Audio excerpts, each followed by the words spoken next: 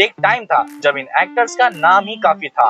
Movies announce होती थी और फैंस को बस रिलीज का वेट रहता था। लेकिन आज इनमें से कुछ एक्टर्स अपनी पुरानी स्टार पावर का आधा भी मेंटेन नहीं कर पा रहे। किसी का करियर रॉन्ग चॉइसेस की वजह से गिरा तो किसी की इमेज ही उसकी सबसे बड़ी प्रॉब्लम बन गई। और पार्ट 2 में कुछ ऐसे नाम है जिसे देखकर तुम मुझसे डेफिनेटली डिसएग्री करोगे। तो चलो देखते हैं एक्टर्स जिनका डाउनफॉल रुक ही नहीं रहा, पार्ट 2। नंबर 10, गोपीचंद। एक टाइम पे गोपीचंद को तेलुगु सिनेमा का मास हीरो कहा जाता था। जयम, रणम, लक्ष्यम और सूर्यम जैसी मूवीज ने उन्हें एक स्ट्रॉन्ग मास फॉलोइंग दी। एक्शन, स्क्रीन प्रेजेंस और मास अपील, उनके पास सब कुछ था।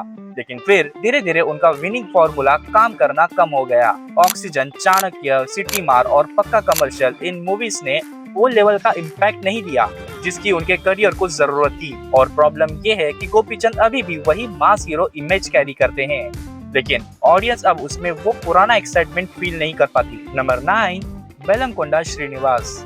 एक टाइम पे बेलमकोंडा श्रीनिवास को तेलुगु सिनेमा का नेक्स्ट मास हीरो माना जा रहा था। अल्लूरू सीनू, जय जानकी नायका और सक्षम जैसी मूवीज ने उन्हें एक स्ट्रॉन्ग कमर्शियल इमेज दी। एक्शन, ग्रैंड प्रोडक्शन और मास कैरेक्टर्स, उनकी फिल्मों में सब कुछ था। लेकिन प्रॉब्लम तब शुरू हुई जब उनकी मूवीज का box office impact consistently weak पड़ने लगा। एक के बाद एक फिल्में आती गई, लेकिन बेलमकोंडा का वो मोमेंटम मेंटेन नहीं हो पाया जो उनके करियर की बिगिनिंग में था। फिर उन्होंने बॉलीवुड में छत्रपति का रीमेक बनाया, लेकिन वहाँ भी वो एक्सपेक्टेड लेवल का इम्पैक्ट क्रिएट नहीं कर पाए। नंबर 8, कार्तिक आर्यन। कार्तिक का राइज इतना फास्ट हुआ था कि एक टाइम पे मुझे लगा ये बंदा बॉलीवुड का नेक्स्ट स्टार बन के रहेगा। सोनू के टिट्टू की स्वीटी ने पॉपुलैरिटी बढ़ाई और भूल भुलैया 2 ने तो उन्हें प्रॉपर बैंकेबल स्टार बना दिया। लेकिन उसके बाद शहजादा, सत्य प्रेम की कथा और चंदू चैंपियन, हालांकि दोनों फिल्में मुझे काफी पसंद आई, लेकिन वो बॉक्स ऑफिस पर वो वाला इम्पैक्ट क्रिएट नहीं कर पाई जिसकी एक्सपेक्टेशंस थी। लेकिन भूल भुलैया 3 ने हिट देकर मोमेंटम थोड़ा वापस लाया, बट उसके बाद तू मेरी मैं तेरा तू मेरी ने बाद में वही क्वेश्चन फिर से खड़ा कर दिया कि क्या कार्तिक सच में वही नेक्स्ट बिग सुपरस्टार बनने का पोटेंशियल रखता है या फिर भूल भुलैया 2 ही उनके करियर का पीक था। नंबर 7, वरुण धवन। वरुण का करियर देखोगे ना तो स्टार्टिंग में सब कुछ परफेक्ट लग रहा था। स्टूडेंट ऑफ द ईयर से एंट्री, फिर हम्टी शर्मा की दुल्हनिया, बदलापुर, ABCD 2 और बद्रीनाथ की दुल्हनिया। एक टाइम पे मुझे जेन्युइनली लगा था कि वरुण को नेक्स्ट बिग सुपरस्टार्स में एक बन के रहेगा। और अक्टूबर जैसी मूवी ने प्रूव भी किया कि वरुण सिर्फ एक कमर्शियल हीरो नहीं बल्कि एक सीरियस हीरो भी बन सकता है। लेकिन उसके बाद कंसिस्टेंसी गायब होती गई। कलंक, स्ट्रीट डांसर 3D, भेड़िया, बेबी जॉन और रिसेंट में सनी संस्कारी की तुलसी कुमारी और है जवानी तो इश्क होना है तक, इन मूवीज ने वरुण को वो मोमेंटम नहीं दिया जिसकी उनके करियर को जरूरत थी। जुग जुग जियो हिट थी, लेकिन वरुण अभी भी उस सुपरस्टार लेवल पर नहीं पहुंच पाया जहां उसका करियर एक टाइम पे जाते हुए लग रहा था। विजय देवरकोंडा। एक टाइम पे विजय देवरकोंडा का क्रेज नेक्स्ट लेवल पर था। अर्जुन रेड्डी और गीता गोविंदम के बाद मुझे जेन्युइनली लगा कि विजय साउथ सिनेमा का बिग सुपरस्टार बन जाएगा। उसका एटीट्यूड, स्क्रीन प्रेजेंस और मास अपील सब कुछ अलग था।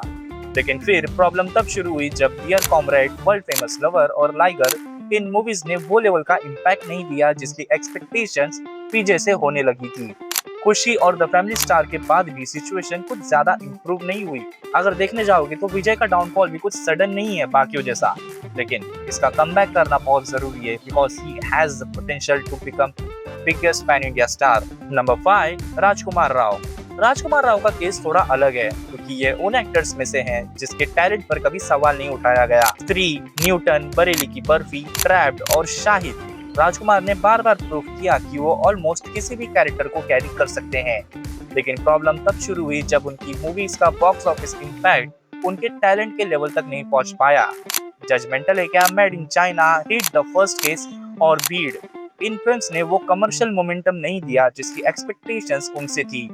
हाँ, स्त्री 2 ने उन्हें एक मैसिव हिट जरूर दी, लेकिन उसके बाद मालिक मूवी ने आके फिर से कंसिस्टेंसी ब्रेक की।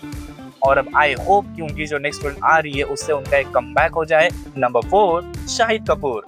शाहिद का करियर देखो तो एक टाइम पे ये बॉलीवुड के मोस्ट प्रॉमिसिंग यंग स्टार्स में से एक थे। इश्क विश्क, कमीने, विवाह, जब वी मेट और हैदर जैसी मूवीज में शाहिद ने प्रूव कर दिया था कि वो रोमांस से लेकर सीरियस रोल्स तक सब कुछ कर सकते हैं। फिर आई कबीर सिंह और शाहिद ने एक बार फिर प्रूव किया कि उनके अंदर एक मैसिव स्टार है। लेकिन प्रॉब्लम ये है कि कबीर सिंह के बाद वो उस मोमेंटम को कंसिस्टेंटली मेंटेन नहीं कर सके। जर्सी, तेरी बातों में उलझा जिया, देवा और अब ओ रोमियो, उनके प्रोजेक्ट्स वो लेवल का इम्पैक्ट क्रिएट नहीं कर पाए जिसकी उन्हें जरूरत है, और इसी वजह से शाहिद का डाउनफॉल टैलेंट की वजह से नहीं बल्कि कंसिस्टेंसी की वजह से ज्यादा फील होता है। नंबर 3, सिद्धार्थ मल्होत्रा। सिद्धार्थ की एंट्री भी काफी प्रॉमिसिंग थी। स्टूडेंट ऑफ द ईयर के बाद हंसी तो फंसी, एक विलन और कपूर्स एंड सन्स। मुझे लगा कि सिद्धार्थ बॉलीवुड के नेक्स्ट जेन सुपरस्टार्स में एक बनेगा, लेकिन फिर उसके बाद उनका करियर एक अजीब फेज में चला गया। बार बार देखो, अ जेंटलमैन, जबरिया जोड़ी और मरजावा, इन मूवीज ने वो मोमेंटम नहीं दिया जो इनके करियर को ऊपर ले जा सके। फिर आई शेरशाह और ओटीटी पे जो मूवी फटी, मुझे लगा भाई बंदे का कमबैक हो गया, लेकिन उसके बाद योद्धा, मिशन मजनू और इंडियन पुलिस फोर्स वो मोमेंटम सस्टेन नहीं कर पाई। और यही सिद्धार्थ की सबसे बड़ी प्रॉब्लम है। स्टार इमेज है, लुक्स है, टैलेंट भी है, बस एक कंसिस्टेंट स्ट्रॉन्ग ऑफ हिट्स अभी भी मिसिंग है। नंबर 2, नितिन। एक टाइम पे नितिन को तेलुगु सिनेमा का प्रॉपर मास हीरो माना करते थे।